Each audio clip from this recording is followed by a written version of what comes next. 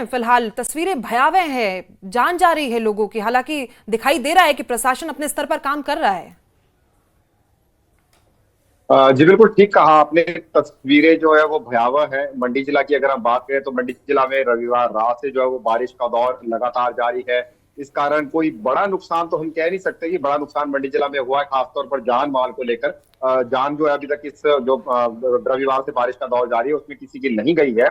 लेकिन कुछ घर जो है वो क्षतिग्रस्त हुए हैं। जो बालीचौकी उपमंडल है वहां पर उसका जो मुख्यालय है वहां पर कुछ घरों के क्षतिग्रस्त होने की जो है वो सूचना मिली है। तकरीबन 3 घर जो है ये बताया जा रहे हैं, जिसमें 4 से अधिक परिवार रहते थे। हालांकि इन घरों को पहले खाली करवा दिया गया था। और एक अन्य तांदी पंचायत के कुछ गांव है जहां पर जमीन धंसने का सिलसिला जो है वो शुरू हुआ है। उस कारण वहां पर भी जो है उन घरों को कुछ घरों को खाली करवाया गया है, कुछ को एहतियात बरतने के लिए कहा गया है।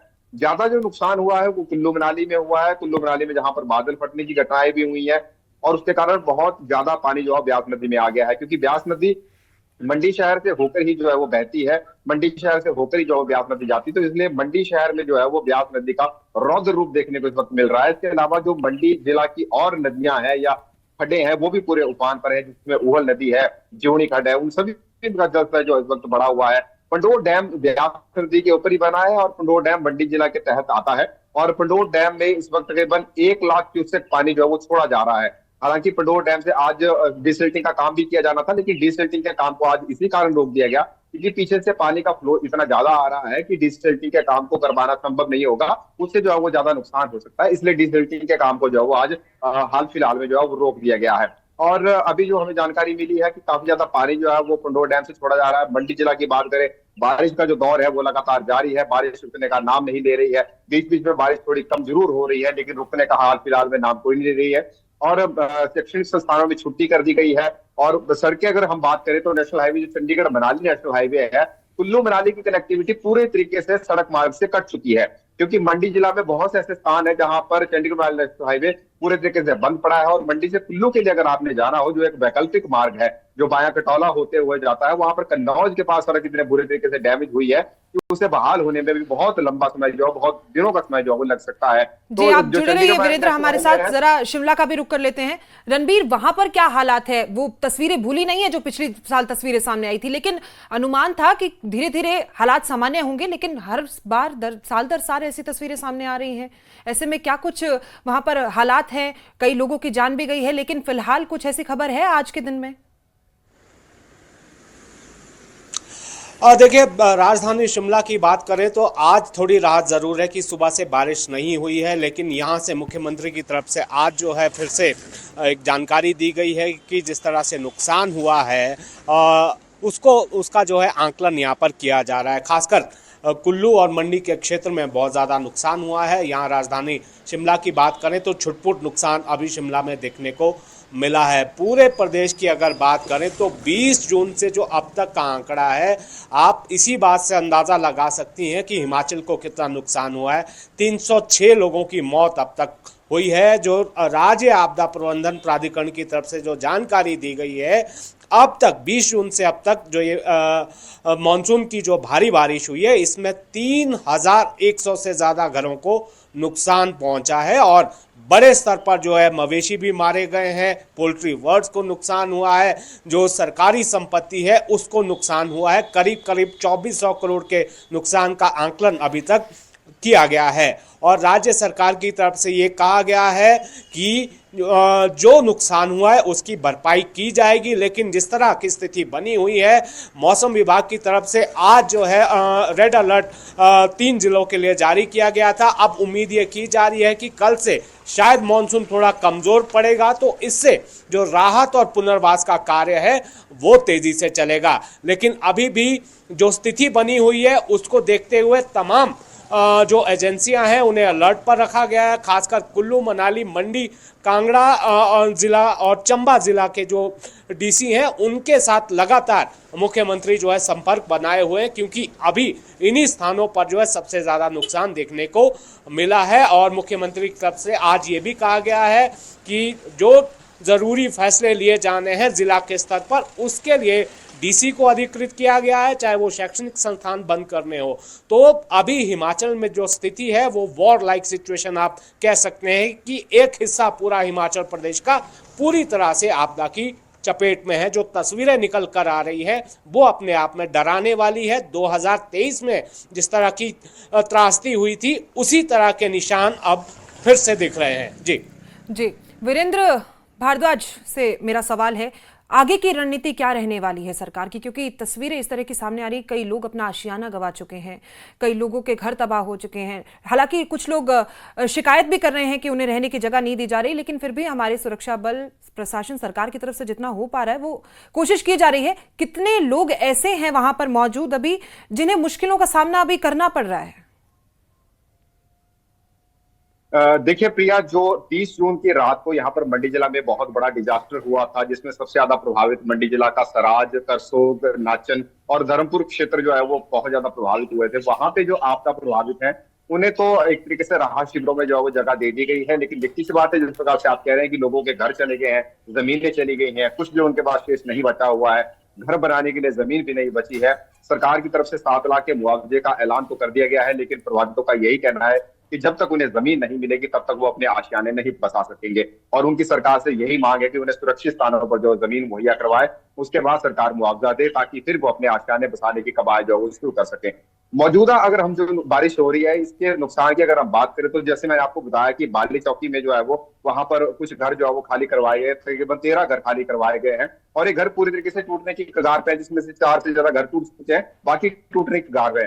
यहाँ पे भी जो प्रभावित है उनको भी जो है वो शेल्टर दे दी गई है, उन्हें जो है वो सुरक्षित स्थानों पर पनाह दे दी गई है, और प्रशासन की तरफ से उनके रहने खाने की व्यवस्था कर दी गई है। मौजूदा स्थिति की अगर हम बात करें तो इस वक्त प्रशासन का फोकस यही है कि यदि कोई व्यक्ति आपदा के कारण कहीं किसी विकट परिस्थिति में फंस जाता है तो किस प्रकार से कितने जल्दी उसका रेस्क्यू किया जाए, उसकी जान को जो सुरक्षित बचाया जा सके और उसे जो है सुरक्षित स्थान पर पहुंचाया जा सके, नंबर 1। नंबर 2, जो प्रशासन की मेन प्रायोरिटी है वो यही है कि सड़कों को बहाल किया जाए, खासतौर पर जो कुल्लू मनाली के लिए सड़क जा रही है, क्योंकि कुल्लू मनाली की कनेक्टिविटी कट चुकी है, और ये कनेक्टिविटी तभी बहाल होगी जब मंडी से कुल्लू के लिए जाने वाली सड़क जो पंडोह से औट के बीच में जगह जगह लैंडस्लाइड के कारण, भयंकर लैंडस्लाइड के कारण और ब्यास नदी का पानी हाईवे पर आने के कारण जो है वो बंद है, उस हाईवे को जो है वो तुरंत प्रभाव से खोला जाए, क्योंकि अगर वो हाईवे तुरंत प्रभाव से नहीं खुलता है तो आप ये मान के चलिए कि कुल्लू मनाली के लिए और आगे लाहौल स्पीति के लिए जो भी सप्लाई जा रही है, जो भी तस्वीरें दिखाते हैं हम आपको मंडी से। रणबीर और वीरेंद्र, आप बने रहिए हमारे साथ। मंडी में ब्यास नदी का पानी लगातार बढ़ता जा रहा है, सैलाब ने कई इलाकों को अपनी चपेट में ले लिया है। ब्यास नदी का पानी पंचवक्त महादेव मंदिर तक पहुंच गया, पानी मंदिर के प्रांगण में पहुंच गया। मंदिर में विराजित प्राचीन मंदिर, एक ब्यास नदी की धारा वहां तक पहुंच चुकी है और अभी पंडोह डैम से पानी लगातार छोड़ा जा रहा है, जिससे कई और इलाके सैलाब की चपेट में आ सकते हैं। तो वीरेंद्र, ये मंदिर देखिए कहां तक पानी पहुंच गया है। श्रद्धालु हालांकि पहुंचते होंगे लेकिन फिलहाल रोक लगाई होगी, अपने आप में कई सवाल खड़े कर रहा है। किस तरीके से पानी की जो लेवल है हद से ज्यादा बढ़ता जा रहा है। देखिए प्रिया, मैंने आपको पहले भी बताया कि कुल्लू मनाली में जिस प्रकार से बहुत ज्यादा वहां पर क्लाउड बर्स्ट की घटनाएं हुई हैं, फ्लैश फ्लड की घटनाएं हुई हैं, उसका सारा का सारा पानी ब्यास नदी से होता हुआ कुल्लू मनाली, पंडोह, मंडी से होता हुआ आगे की तरफ को जाता है। तो दिखती सी बात है कि जब वहां पर इतना जल स्तर बढ़ा हुआ है और मंडी जिला में भी लगातार बारिश हो रही है तो उसके कारण ब्यास नदी के जल स्तर में बहुत ज्यादा इजाफा हुआ है। प्रिया, जो आप ये बात कर रहे हैं, जिक्र इस वक्त हम दर्शकों को दिखा भी रहे हैं कि पंचवक्तर जो ऐतिहासिक मंदिर है, वर्ष 2023 की प्राकृतिक आपदा में यही पंचवक्तर ऐतिहासिक मंदिर जो है वो विश्व भर में सुर्खी बना था, और सुर्खी बनने का कारण यही था कि ये मंदिर तकरीबन आधे से ज्यादा डूब गया था पानी में। इसके आसपास के जो भी पुल थे और कोई जितनी भी यहाँ पे कंस्ट्रक्शन हुई थी सब कुछ तहस नहस हो गई थी, लेकिन इस मंदिर का बाल भी बांका नहीं हुआ था, और यही कारण है कि ये इस मंदिर ने जो है वो अंतर्राष्ट्रीय स्तर पर अपनी सुर्खियां बटोरी थी। यही कारण यही है कि इस बार भी जब मंदिर के प्रांगण में पानी पहुंचता है, कुछ यहाँ पर हलचल होती है, तो लोगों में उत्सुकता और ज्यादा बढ़ जाती है। एक तरीके से मंडी जनपद के आराध्य हैं पंचवक्तर महादेव, लोगों की बहुत गहरी आस्था है इस मंदिर के प्रति। प्राचीन काल में 16वीं सदी में इस मंदिर का जो है वो निर्माण हुआ है, और आज भी ये मंदिर जो है वो बिल्कुल तटस्थ खड़ा हुआ है अपने स्थान पर, चाहे जितनी मर्जी बारिश हो जाए, जितना मर्जी जल पड़ जाए आ जाए, लेकिन इस मंदिर का जो है वो बाल भी बांका नहीं होता है। ये हमें एक तरीके से आस्था का वो जीता जागता उदाहरण देखने को मिलता है, जिसके कारण हिमाचल प्रदेश को शायद देवभूमि कहा जाता है। तो यही कारण है कि इस बार भी जब पंचवक्तर मंदिर के प्रांगण तक जो जल की लहरें हैं वो पहुंची हैं, तो दिखती सी बात है कि लोग उत्साहपूर्वक यहाँ पर इसे देखने के लिए जा तो रहे हैं, लेकिन प्रशासन की तरफ से मंदिर परिसर में प्रवेश को पूरे तरीके से बंद कर जी। दिया गया है। लोगों की सुरक्षा को ध्यान में रखते हुए वहां पर ताला लगा दिया गया है, सुरक्षा कर्मी वहां पर तैनात कर दिए गए हैं ताकि कोई व्यक्ति जो है वो मंदिर परिसर के अंदर ना जाए, जी। क्योंकि पिछली बार जब 2023 की बात करें तो मंदिर परिसर पूरा डूबा था, इसके साथ जो पुल बना है वो भी टूट गया था और बहुत ज्यादा नुकसान यहाँ पर हुआ था। जी प्रिया। वीरेंद्र, देखिए धार्मिक आस्था बहुत है, मानते हैं। उत्तराखंड से भी इसी तरह की तस्वीरें जब सामने आई थी तो वो भी, उसने भी बहुत सुर्खियां अपने आप में बटोरी थी।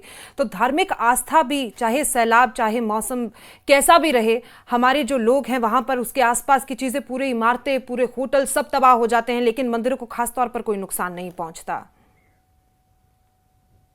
बिल्कुल ठीक कहा प्रिया आपने। देवभूमि शायद हिमाचल प्रदेश को इसीलिए कहा जाता है। और मंडी की अगर हम बात करें तो मंडी को शायद आपको जानकारी भी होगी कि मंडी को छोटी काशी के नाम से संबोधित किया जाता है, क्योंकि यहाँ पर भगवान शिव के जो है वो सबसे ज्यादा मंदिर है। काशी के बाद अगर सबसे ज्यादा मंदिर कहीं पर है तो वो मंडी में है। यही कारण है कि मंडी को छोटी काशी भी कहा जाता है। और दिखती सी बात है कि जिस प्रकार से आस्था की बात आप कर रही हैं, मंडी शहर के पंचवक्तर मंदिर का मैंने उदाहरण दिया। अभी हाल ही में जो है सराज घाटी में जो इतनी भयंकर आपदा आई, वहां पर एक पांडव शिला है। वो पांडव शिला एक ऐसी शिला है जिसे पांडवों ने स्थापित किया था, और वो शिला एक छोटे से पत्थर के ऊपर टिकी हुई है।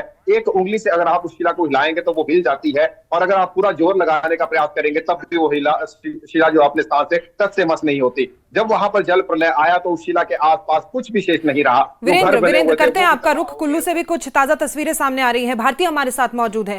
भारती, कुल्लू मनाली तो पर्यटक वहां पर पहुंचते रहते हैं, बेहद गंभीर स्थिति वहां पर भी बताई जा रही है कि हालांकि वहां पर पर्यटक की जो संख्या वो बहुत ज्यादा होती है। ऐसे में अभी मौजूदा हालात वहां के कैसे हैं?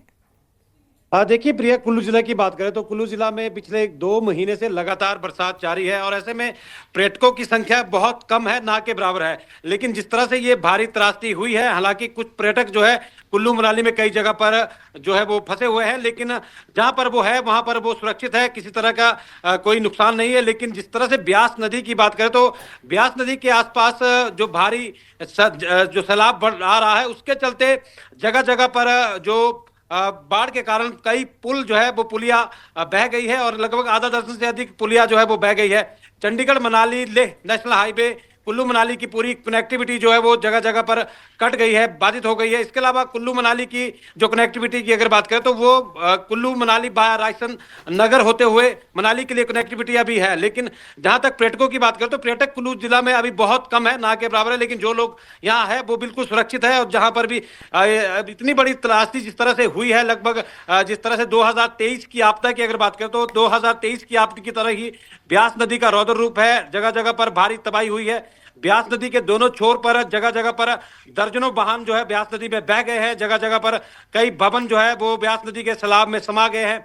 बहुत ज्यादा त्रासदी हुई है, कई जगह अनसेफ हो गई है। कुल्लू जिला की बात करें तो 8 से 10 ऐसे लोकेशंस है जहां पर ब्यास नदी का पानी जो है वो रिहायशी इलाकों तक पहुंच गया है। तो कुल मिलाकर यहां पर स्थिति जो है बहुत गंभीर है। जिस तरह से आपदा की अगर बात करें तो कुल्लू जिला जो है लगातार 2 महीने से इस तरह की आपदा झेल रहा है, और अब जिस तरह से ये मानसून के अब दिन जाते जाते अगर बात करें तो बहुत ज्यादा तबाही जो है कुल्लू जिला में हो रही है। लगातार पूरे एरिया की बात करें तो सैकड़ों सड़कें, ग्रामीण क्षेत्रों की कनेक्टिविटी पूरी तरह से ठप पड़ गई है। बिजली और पेयजल की सप्लाई पूरी तरह से ठप हो गई है। कुल्लू जिला मुख्यालय से कई घाटियों का जो संपर्क है वो पूरी तरह से कट गया है। तो कहीं ना कहीं एक बड़ी आपदा इसको कह सकते हैं कि लगातार भारी बारिश का दौर अभी भी जारी है। ब्यास नदी के जलस्तर में जिस तरह से बढ़ोतरी हो रही है, ब्यास नदी के किनारे पर जो लोग रह रहे हैं वो हालांकि दहशत में है, क्योंकि जगह जगह पर बहुत सारे भवनों की, जिस तरह से वीडियो आप देख रहे हैं कि बहुत सारे भवन पूरी तरह से ब्यास नदी में समा गए हैं। कई जगह पर वाहन पूरी तरह से ब्यास नदी में समा गए हैं। पुल जो है पूरी तरह से ब्यास नदी में समा गए। तो इस तरह से बड़ी आपदा जो है वो कुल्लू जिला के लिए है, और मौसम विभाग के द्वारा ऑरेंज अलर्ट आज के लिए जिस तरह से जारी किया गया था, आगामी दिनों के लिए भी मौसम विभाग के द्वारा ये कहा जा रहा है कि भारी बारिश का दौर ऐसे ही 3-4 दिन और जारी रहेगा। तो लोगों में जो है और ज्यादा दहशत है। कुल्लू जिला की बात करें तो पूरी कनेक्टिविटी जो है पूरी तरह से बाधित हुई है। इसके साथ साथ जो एसेंशियल सर्विस की बात करें, जरूरी सेवाएं जिस तरह से अगर बात करें तो लगभग रास्ता पूरी तरह से बंद हो गया है। यहाँ पर जिस तरह से पेट्रोल, डीजल और गैस के साथ साथ जो खाद्य वस्तुएं है उनकी सप्लाई को लेकर भी लोगों को चिंता है कि किस तरह से अब कनेक्टिविटी पूरी तरह से टूट गई है, तो किस तरह से ये सप्लाई होगी। खासकर अगर रास्ते बंद है तो वैकल्पिक मार्ग वहां पर मौजूद है? कुछ पुख्ता इंतजाम सरकार के द्वारा, प्रशासन के द्वारा वहां पर किए गए हैं? देखिए प्रिया, इस वक्त जो हालात है वो पूरी तरह से ठप है। आवाजाही की बात करें तो चंडीगढ़ मनाली ले नेशनल हाईवे पूरी तरह से बंद है। आवाजाही कुल्लू और मंडी के बीच भी कनेक्टिविटी नहीं है। तो ऐसे में बाहरी राज्यों से जिस तरह से जो भी साजो सामान कुल्लू पहुंचता है, उसके लिए जो है जब तक ये पूरी तरह से कनेक्टिविटी बहाल नहीं होती, कुल्लू जिला में सामान पहुंचना बहुत मुश्किल है। इसके अलावा कुल्लू जिला की ग्रामीण क्षेत्रों की बात करें तो बहुत बड़े पैमाने पर सेब की फसल जो है इस वक्त तैयार है, फल सब्जियां पूरी तरह से तैयार है, चाहे वो कुल्लू जिला की बात करें। इसके अलावा लाहौल स्पीति की बात करें तो बड़ी आर्थिकी जो है वो सेब की आर्थिकी सेब पर निर्भर करती है। जिस तरह से ये सड़कें अब टूट गई है, अवरुद्ध हो गई है, उससे के चलते किसानों बागबानों की फसलें जो है वो अब फंस गई है। वो भी मंडियों तक, बाहरी राज्यों तक किस तरह से पहुंचानी है, उसके लिए सरकार को कुछ न कुछ व्यवस्था करनी चाहिए। लेकिन जिस तरह के हालात इस वक्त है उसमें जो है रिस्टोरेशन का कार्य भी पूरी तरह से प्रभावित हो रहा है। कई क्षेत्रों में बिजली पूरी तरह से गुल है, कई घाटी ऐसी है जहां पर पिछले 5 दिनों से बिजली गुल है। तो आप समझ सकते हैं कि इस वक्त की जो हालात कुल्लू जिला में है वो बहुत भयंकर हालात है। आपदा की बात करें तो इस तरह की जो बरसात की इस वक्त के हालात है वो बहुत गंभीर है, और सरकार प्रशासन के द्वारा जितनी भी मशीनरी है वो कहीं ना कहीं इस आपदा के कारण जो है जिस तरह से हालात है उस तरह से जमीन पर जो अभी नुकसान बड़े स्तर पर तबाही हुई है, हालांकि अब तक आंकलन भी प्रशासन नहीं कर पाया है। हालांकि जिस तरह से अभी आज की ही बात करें तो लगभग 2 दर्जन से अधिक भवन जो है पूरी तरह से वाकई स्थिति बेहद गंभीर है। तुलसी भारती और वीरेंद्र, बहुत बहुत शुक्रिया आप लोगों का। आप बेहद सावधान रहें, सतर्क रहें, तस्वीरें हम तक पहुंचाते रहें। दोबारा आपका रुख करेंगे। हिमाचल प्रदेश में मौसम का कहर लगातार